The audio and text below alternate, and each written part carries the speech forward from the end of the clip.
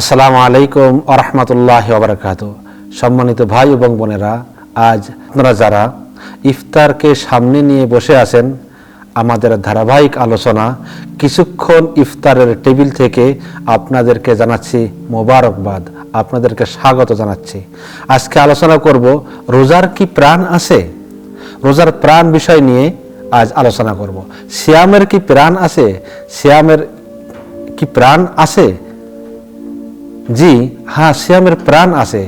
সেটা আমরা অনেক সময় উপলব্ধি করি না। আমি যখন একটা হাদিস পড়লাম, রাসূল সাল্লাল্লাহু আলাইহি ওয়াসাল্লাম বলছেন, রুব্বা সাইমি লাইসা লাহু মিন সিয়ামিহি ইল্লাল জু'। রাসূল সাল্লাল্লাহু আলাইহি ওয়াসাল্লাম বলছেন, এই পৃথিবীতে অনেক ধরনের রোজাদার পাওয়া যাবে যাদের রোজার বিনিময়ে ক্ষুধা ছাড়া আর কিছুই তাদের কপালে জোটে না। অর্থাৎ অনেক রোজাদার হবে, কিয়ামতের ময়দানে আল্লাহ তাআলার সামনে দাঁড়িয়ে বলবে, হে আল্লাহ, আমার আমলনামায় আমার রোজাগুলো আমি দেখতে পাচ্ছি না কেন? আল্লাহ, আমার রোজাগুলো দেখা যাচ্ছে না কেন? আল্লাহ তাআলা তখন জিজ্ঞাসা করবেন, তুমি কি তোমার আমলনামায় রোজা রেখেছিলে? তখন বান্দা বলবে, আল্লাহ, আমি কত কষ্ট করে রোজা রেখেছি, আমি তীব্র গরমের সময় রোজা রেখেছি, সেই রোজাগুলো কোথায় গেল? তখন আল্লাহ তাআলা বলবেন, তোমার রোজাগুলো সম্ভবত কোথাও আটকে আছে, তুমি খোঁজ করে দেখো তো তোমার রোজাগুলো কোথায় আটকে আছে। আল্লাহর নবী সাল্লাল্লাহু আলাইহি ওয়াসাল্লাম বলছেন, এই ধরনের কিছু রোজাদার হবে যারা শুধু উপবাস থাকলো, তারা না খেয়ে থাকলো, না পান করে থাকলো, এছাড়া তারা রোজার কোনো উপকার তারা তখন কি পায় নাই। আল্লাহ রাসূল সাল্লাল্লাহু আলাইহি ওয়াসাল্লাম আমাদেরকে বলেও দিয়েছেন যে কি করলে এই রোজাটা সুন্দর হবে। রাসূল সাল্লাল্লাহু আলাইহি ওয়াসাল্লাম বলছেন, দেখো, তোমরা যেমন খাও না, পানও করো না, স্ত্রীদের কাছেও যাও না, এর সাথে সাথে আরো কিছু কাজ করো। সেটা হলো এই যে রাসূল সাল্লাল্লাহু আলাইহি ওয়াসাল্লাম বলছেন, ইযা কানা ইয়াউমু সাওমিন আহাদিকুম ফালা ইয়ারফুস ওয়ালা ইয়াসখাব। তোমাদের কেউ যেন সিয়াম পালন করে, তোমাদের কেউ যেন সিয়াম পালনের দিন অশ্লীল কথা না বলে, অশ্লীল ভাষা ব্যক্ত না করে, অশ্লীল কাজে লিপ্ত না হয়, ঝগড়া বিবাদ না করে। আল্লাহ রাসূলের কথা, তোমাদের ভিতরে যারা রোজা আছেন তারা যেন অশ্লীল বেফাস মুখ দিয়ে কথা না বলে, ঝগড়া বিবাদ না করে। রাসূল সাল্লাল্লাহু আলাইহি ওয়াসাল্লাম অন্য হাদিসে বলছেন, ইজা আসবাহা আহাদুকুম ইয়াওমান সাইমান ফালা ইয়ারফুস ওয়ালা ইয়াজহাল। যখন তোমাদের কেউ কোনোদিন রোজা অবস্থায় ভোরে উপনীত হয়, সকালে সে উপনীত হয়, সে যেন অশ্লীল কথাবার্তা না বলে, মুখ দিয়ে বেফাস কথাবার্তা না চলে আসে, ও জাহেলিয়াতের আচরণ সে না করে, মূর্খর মতন আচরণ যেন সে না করে। অর্থাৎ যখন তুমি রোজা রাখো তখন তুমি অশ্লীল কথাবার্তা বলো না, অশ্লীল কোনো কথা তুমি কান দিয়ে শোনো না, অশ্লীল কোনো চ্যাট তুমি করো না, অশ্লীলতার পাশে তুমি যেও না, যেখানে অশ্লীলতা হচ্ছে সেখানে তুমি যেও না, ওর পাশ কাটায় চলে যাও। তুমি চিৎকার করে বলো না, তুমি উচ্চ স্বরে তুমি চিৎকার করে করে কথা বলো না, তুমি মানুষের সাথে রাগান্বিত হইও না, তুমি মানুষকে কষ্ট দিও না, তুমি তোমার জিহ্বাকে সুন্দর রোজা রাখতে দাও, তোমার দেহকে রোজা রাখার জন্য প্রস্তুত করে তোলো। কিন্তু তোমার দেহটাকে প্রস্তুত করে তুলছো রোজা রাখার জন্য, কিন্তু তোমার মনটা কলুষিত হয়ে গেছে যে তোমার দেহকে তুমি রোজা রাখতে দিচ্ছ না।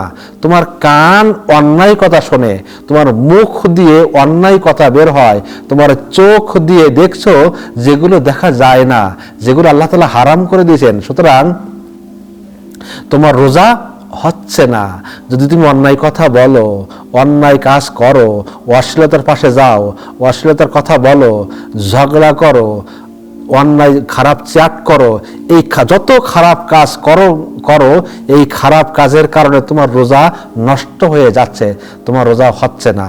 রোজা আছেন অথচ তোমার রোজাটা হচ্ছে না, এটা কেমন করে হলো? কিভাবে এমনটা হয়ে গেল? এটা এই জন্য হলো যে রোজার প্রাণটা নষ্ট হয়ে যাচ্ছে। বান্দা রোজা আছে কিন্তু ওই রোজার প্রাণটা নাই, সুতরাং ওই রোজা আপনার আমল নামায় যোগ হবে না। যেই রোজার প্রাণ নাই ওই রোজা আল্লাহ দরবারে লেখা থাকবে না, আমল নামায়ও লেখা থাকবে না। ওই রোজা আমল নামায় কখনো লেখা হয় নাই। তাহলে কি করতে হবে? রাসূল সাল্লাল্লাহু আলাইহি সাল্লাম এমনকি বলছেন, এমনকি যদি কোনো কেউ তোমার উপর জুলুমও করে, তোমাকে গালাগালি দেয়, এমনকি যদি কেউ তোমাকে মারতেও আসে, তুমি শুধু একটু বলো আমি রোজাদার, আমি রোজা ছিলাম, আমি রোজাদার, আমি রোজা রেখেছি, এই কথাটুকু তুমি বলে দাও। তোমাদের কেউ সাওম পালন করলে সে যেন পাপাচারে লিপ্ত না হয়, মূর্খের মতন আচরণ না করে।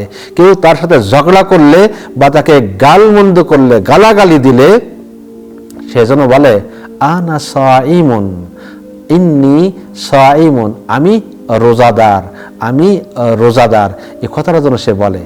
এই বলে ওখান থেকে সে যেন চলে যায়। তার মানে হলো রোজার প্রাণ আমরা নষ্ট করে দেই এই সমস্ত খারাপ কাজের কারণে। এই সমস্ত খারাপ কাজ যদি আমরা করি তাহলে আমাদের রোজাটা কি হয়ে যায়? নষ্ট হয়ে যায়। ওই রোজাটা আল্লাহ তাআলার দরবারে লেখা থাকে না, কিয়ামতের দিন আপনি আপনার আমলনামায় দেখতে পাবেন না। সুতরাং রমজানের প্রত্যেকটা মুহূর্ত আল্লাহ তাআলাকে স্মরণ করতে হবে, আল্লাহ তাআলাকে চাইতে হবে আল্লাহ তাআলা যেন আমাকে সওয়াব দেন। কিন্তু আমরা সময় অতিবাহিত করি কম্পিউটারকে সামনে নিয়ে, মোবাইল ব্যবহার করে, কত কিছু করতেছে, কিন্তু এদিকে আমার আসল সময়টা শেষ হয়ে যাচ্ছে। আসল সময়টা, রমজানের সময়টা হলো কি নির্দিষ্ট কয়েকটা দিন সময়, এই সময়টা কিন্তু আপনার অবহেলার কারণে নষ্ট হয়ে যাচ্ছে।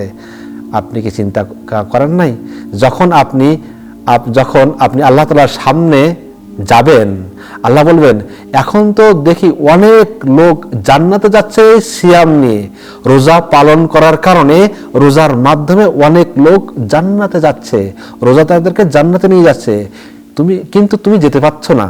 কারণটা কি? তোমার সেই রোজাগুলো কোথায়? আমার কাছে কেন তুমি দিতে পারোনি? বান্দা বলবে এই জন্য পারেনি যে এই সিয়ামের প্রাণ রক্ষা করতে পারেনি, এই সিয়ামকে নষ্ট হয়ে গিয়েছিল। রোজা পালন করার সাথে সাথে যে সমস্ত হারাম কাজগুলো আমাদের সিয়ামকে নষ্ট করে দিচ্ছে, সিয়ামকে মেরে ফেলতেছে, সেই হারাম কাজগুলো আমরা বর্জন করি, সেখান থেকে আমরা ফিরে আসি, তাহলে আমরা আমাদের সিয়ামের প্রাণ রক্ষা করতে পারবো এবং এই সিয়াম আমাদের আমল নামায় লেখা থাকবে। তখন আমরা এই সিয়াম নিয়ে জান্নাতে যেতে পারবো। আমরা এখন দোয়া করি, হে আল্লাহ তুমি আমাদের রোজাকে কবুল করে নাও, আমাদের রোজাকে পবিত্র রাখার তৌফিক দান করো। আমাদের পিতামাতাকে তুমি কবুল করে নাও, তাদের যদি কবরে আযাব হয়, আযাব থেকে তুমি তাদেরকে নাজাত দিয়ে দাও। ওয়া তৌফিক ইল্লা বিল্লাহ। আসসালামু আলাইকুম ওয়া রাহমাতুল্লাহ। পরবর্তী পর্বে দেখার জন্য আপনাদের দাওয়াত রইল।